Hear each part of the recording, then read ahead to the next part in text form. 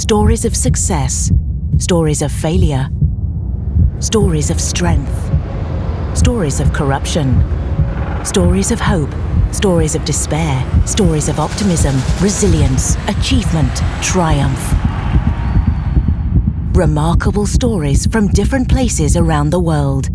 Join us for a series of stunning award-winning documentaries. Why Stories on BBC News.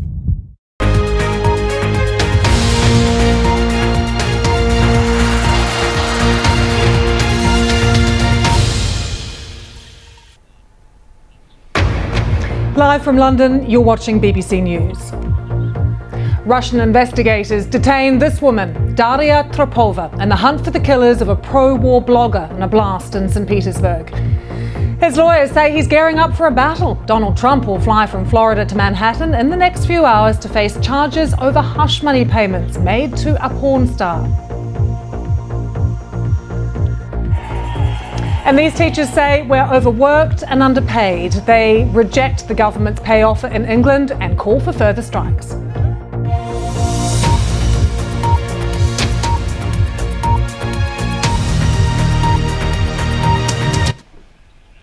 Hello, I'm Lucy Hockings. We start with the audacious attack that killed a well-known pro-Kremlin blogger on Sunday. Russian investigators have now detained a 26-year-old woman, Daria Tropova, in connection with the murder and the explosion in a cafe.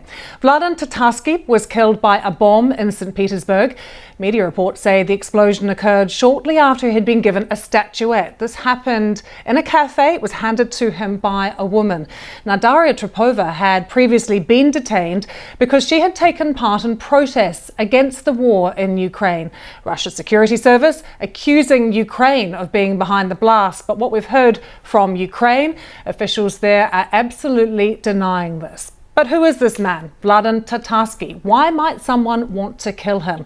Well, for a start, it's not his real name. Tatarsky is actually Maxim Fomin, an ultranationalist. He's got links to the hard right and to other politicians in Russia as well. And his rhetoric has been extraordinary at times, sometimes very heavy criticism of Russia's so-called military operation in Ukraine. So it's fair to say that he may have enemies on both sides. Either way, though, we do know that he is hugely influential. He's got 500,000 followers on many social media platforms, including Telegram. So let's take you live to Kyiv. Our correspondent Hugo Bachega is there for us, and also live in Moscow is Will Vernon. And well, if I can start with you, tell us more about Daria Tropova. What do we know about her? Back to you. Jared, good to see you. One thing I think we do know is that these are things people look for, of course, in the US when it comes to these kind of cases. There will be a mugshot of former President Trump.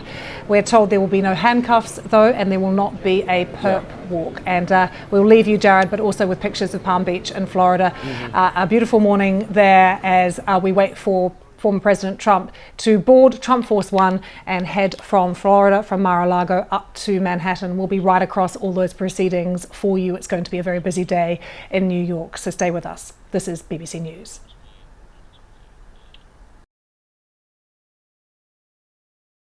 Tackle the world of rugby with the BBC Sport website and app. Get the latest news from both codes of the game, with squad announcements, signings and build-up to the World Cup. Track your team's progress as we report on all major clashes. Go online or download the app now.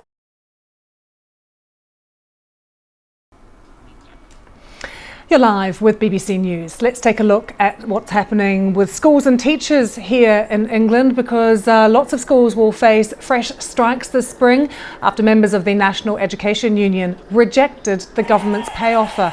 Here are some teachers here gathering for the union's annual conference in Yorkshire, where pay and workload are among the issues being discussed. Government ministers say the offer was reasonable. But let's bring you more with our UK education editor, Bramwyn Jeffries. Anna, thanks so much for joining us. Anna Holligan, who is following that trial for us from The Hague. Do so with us. More coming up on the Finnish elections. We'll be live across Finland.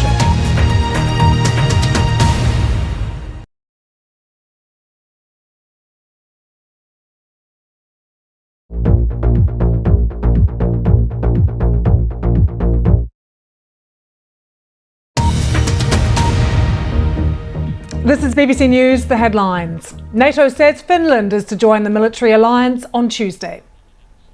Russian investigators detained this woman, Daria Trepova, in the hunt for the killers of a pro-war blogger in a blast in St. Petersburg on Sunday. His lawyers say he's gearing up for a battle. Donald Trump, due to fly from Florida to Manhattan in the next few hours to face charges over hush money payments made to a porn star. And they say they're overworked and underpaid. Teachers in England reject the government's pay offer and call for further strikes.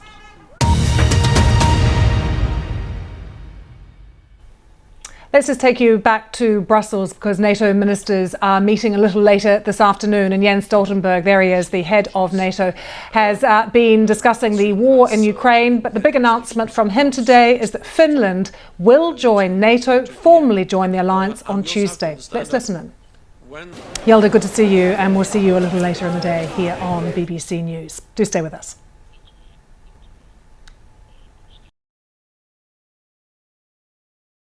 Now showing on BBC Real. The mystery of India's ancient port of Muziris has captivated archaeologists for decades. For centuries, the port of Muziris was a hub of interaction between South India and Persia, the Middle East, North Africa, and the Roman Empire in the Mediterranean. Muziris was known for its opulence, frequented by ships carrying spices, gems, ivory and silk. However, suddenly, in the 14th century, it was no more. Seemingly wiped off the map, the great port of Muziris disappeared without a trace. Some historians argue it fell with the decline of the Roman Empire. Others trace it to the devastating floods of Perea in 1341. To this day, there is still huge debate over Muziris's true location. Watch more stories like this at bbc.com/real.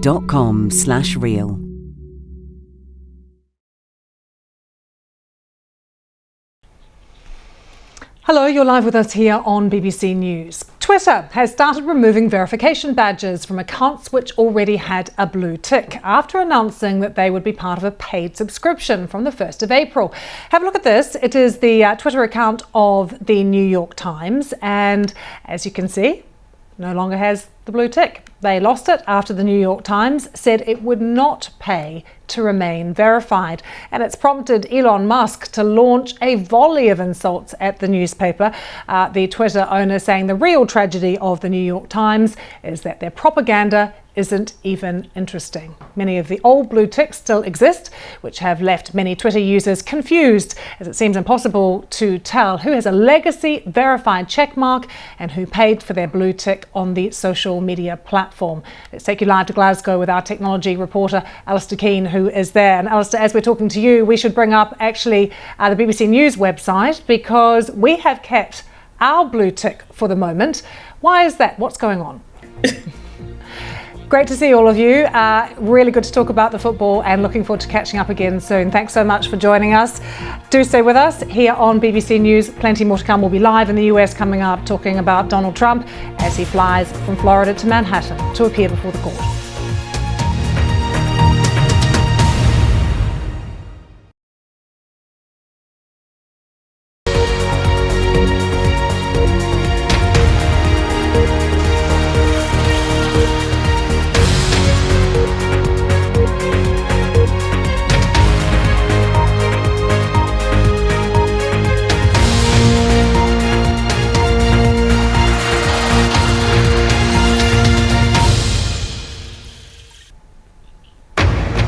You're watching BBC News live from London. Finland will officially become a member of the NATO military alliance on Tuesday, the bloc's 31st member.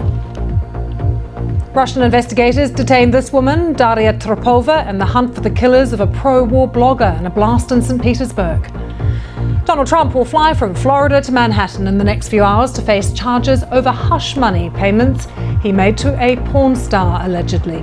These are live pictures of his home in Mar-a-Lago. After his court appearance, he's going to head back there. He'll be back for prime time to address his supporters. We'll take you live to Florida.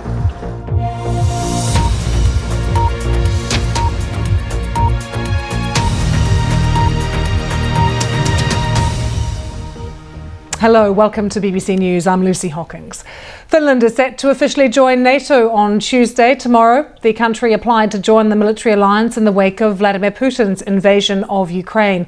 The Finnish border with Russia is over 1,300 kilometres long, and NATO leaders are hoping Finland's accession will improve the overall security provided by the alliance. Turkey was the last of NATO's members to accept Finland's application last month, clearing the path for the blue cross on a white background to join 30 other flags outside the NATO headquarters in Brussels. Barbara, great to see you. And we should mention as well that after he's been in Manhattan, as Barbara says, he will come back to Florida. We're expecting a primetime address from him at some point then too, and we will bring that to you. Around the world and across the UK, this is BBC News.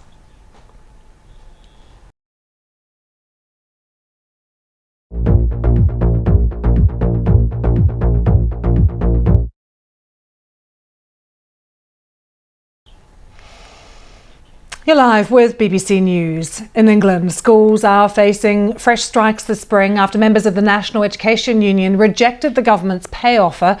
Teachers have been gathering for the union's annual conference in Yorkshire, where pay and workload are among the issues being discussed. Government ministers say the offer was reasonable. The British Prime Minister Rishi Sunak says he's disappointed by the news. Bronwyn Jeffries there. Let's take you back 50 years ago today. On a busy New York street, a phone call was made that would change life as we know it. It was the first one ever made from a mobile, and it signalled the start of a new era of communication. Our technology editor Zoe Kleinman has been talking to this man. He is engineer Marty Cooper, who made that historic call on the 3rd of April 1973. 50 years, just remarkable. And now everyone says we can't live without them. More mobile phones on the planet than there are people. Let's take you back now live to Mar-a-Lago in Florida. I think you'll become very familiar with this picture over the next 24 hours or so, especially in the next few hours anyway, because Donald Trump, that's his home. He is set to fly from this estate, Mar-a-Lago, up to New York for his scheduled court hearing. And you can see also this is West Palm Beach Airport, and that is called Trump Force One, is what the former president calls his personal plane. He will arrive on Monday evening and will spend the night in Trump Tower, and will be facing charges related to hush money payments made to a porn star before the election in 2016.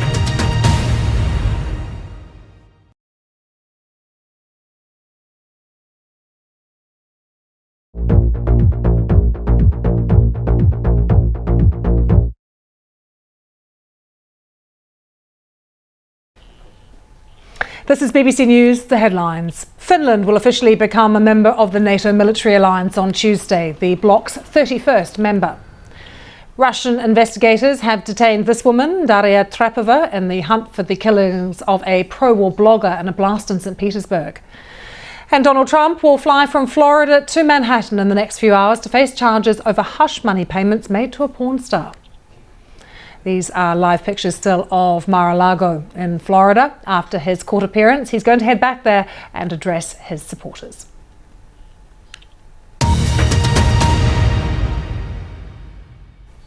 There has been an incredibly close election in Finland. They were expecting it, and it's exactly what eventuated. The conclusion coming overnight, the country's main centre-right party, the National Coalition Party, claiming victory.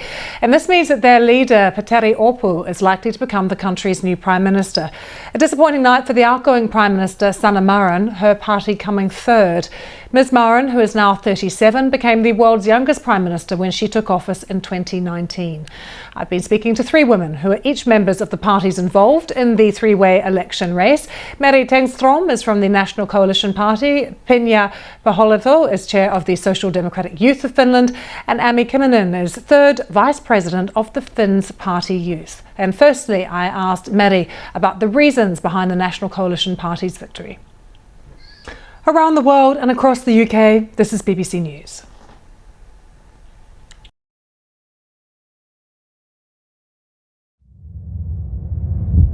Stories of success, stories of failure, stories of strength, stories of corruption, stories of hope, stories of despair, stories of optimism, resilience, achievement, triumph. Remarkable stories from different places around the world. Join us for a series of stunning award-winning documentaries. Why Stories on BBC News. You're live with BBC News. UK Passport Office workers are staging 5 weeks of industrial action over pay, pensions and job security. Union reps say walking out now will cause maximum disruption because people will be trying to renew their passports in time for summer travel. The British government has called the industrial action disappointing. Our employment correspondent Zoe Conway reports. And the BBC account does have a verified check for the moment, but we are not paying for it.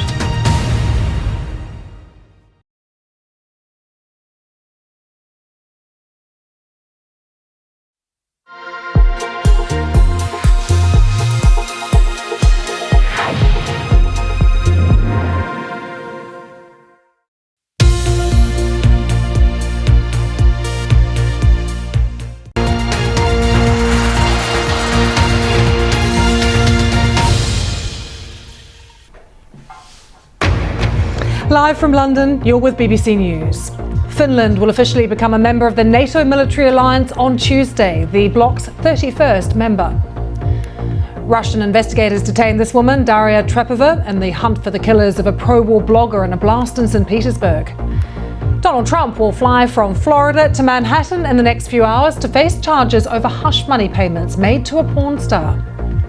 These are still live pictures here of Mar-a-Lago in Florida. After his court appearance, he'll head back there to his home and address his supporters. We'll be live in Florida.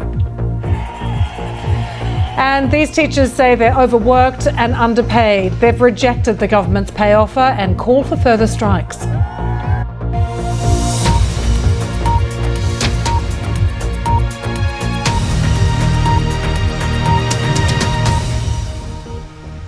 Hello, I'm Lucy Hockings. Finland is set to officially join NATO on Tuesday, tomorrow. The country applied to join the military alliance in the wake of Vladimir Putin's invasion of Ukraine.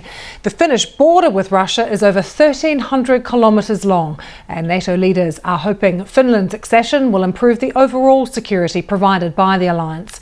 Turkey was the last of NATO's members to accept Finland's application last month, clearing the path for the blue cross on a white background to join 30 other flags outside NATO headquarters in Brussels.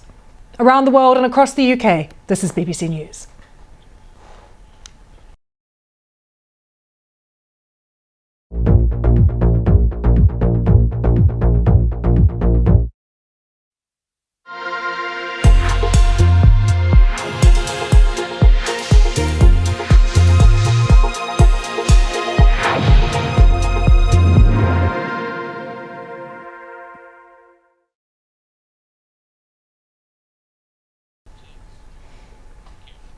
You're live with BBC News. In England, schools are facing fresh strikes this spring after members of the National Education Union rejected the government's pay offer.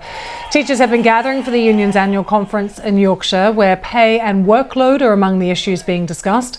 Government ministers say the offer was reasonable. Here's what the British Prime Minister Rishi Sunak had to say about the news. A lovely experience for all, it looks. Do stay with us here on BBC News. Business is coming up in a moment.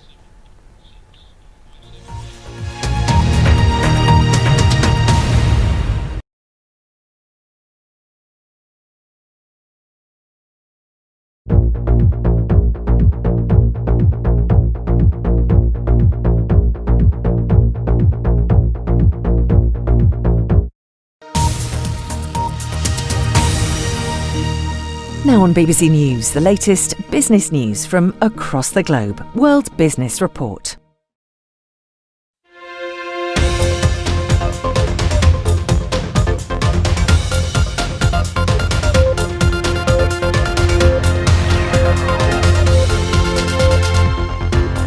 Oil prices jump after OPEC Plus shocks markets by cutting oil output. Saudi Arabia says the cuts are to support stability.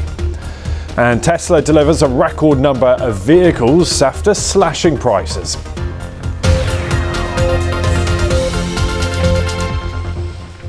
Hello, welcome along. This is World Business Report. I'm Ben Thompson. Now, oil prices have been surging today after the world's largest exporters announced surprise cuts in production.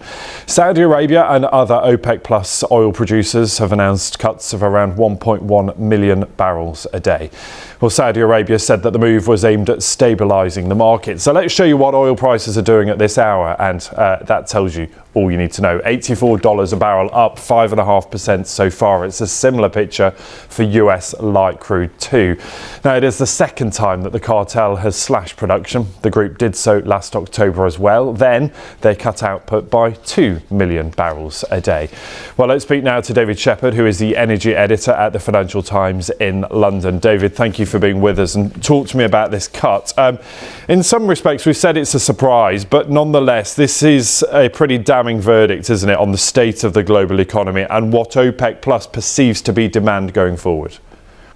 We may not hold you to those forecasts. David, thank you. It's good to talk to you. David Shepherd there, energy editor at the Financial Times.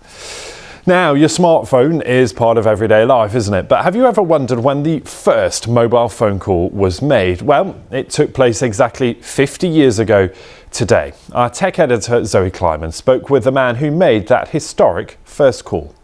Quite a day. 50 years ago today, that first phone call was made. Those inventors have a lot to answer for, don't they? Now, factory activity in Asia weakened last month. That was due to a drop in demand from around the world. New data out today shows that export-reliant Japan and South Korea both saw manufacturing activity contract. Growth also stalled in China. Well, all of that really highlights the challenge that faces countries like China as the authorities there try to keep inflation in check as well as dealing with weakening global economic momentum. Our Asia business reporter is Katie Silver. Katie Silver there. Let's bring you up to date with some other main business stories. The struggling cinema chain Cineworld has said it will raise new funding as it dropped plans to sell its businesses in the US, UK and Ireland after failing to find a buyer. The company saw its share price fall by nearly 30% after announcing it would terminate the move. At the same time, Cineworld said it struck a deal with its lenders to restructure debt and exit bankruptcy.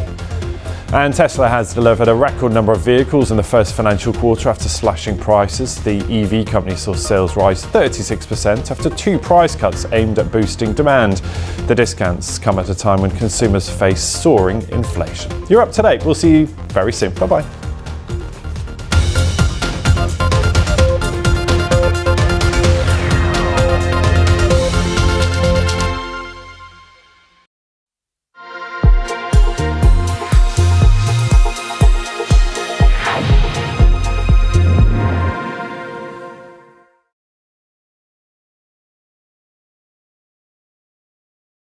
News. Now it's time for a look at today's sport with Will Perry. Thank you very much. Yeah, Luis Enrique and Julian Nagelsmann are two names that have been mentioned as potential successors to Graham Potter, who was sacked as Chelsea manager. That's all the sport for now. Lucy, more from us later. Well, great to see you. Thanks so much. We're going to actually stay with some sports news now because there's a new trial being run by the Football Association that says grassroots referees feel more confident and safer if they wear body cam during matches. It comes after hundreds of amateur referees in England told the BBC they feared for their safety on the pitch. Around 100 refs have used the body cam equipment since the trial began in February. Jane Dougal has been to see how it's working. Staying here in the UK, the man who killed a 9-year-old schoolgirl in Liverpool will be sentenced very shortly.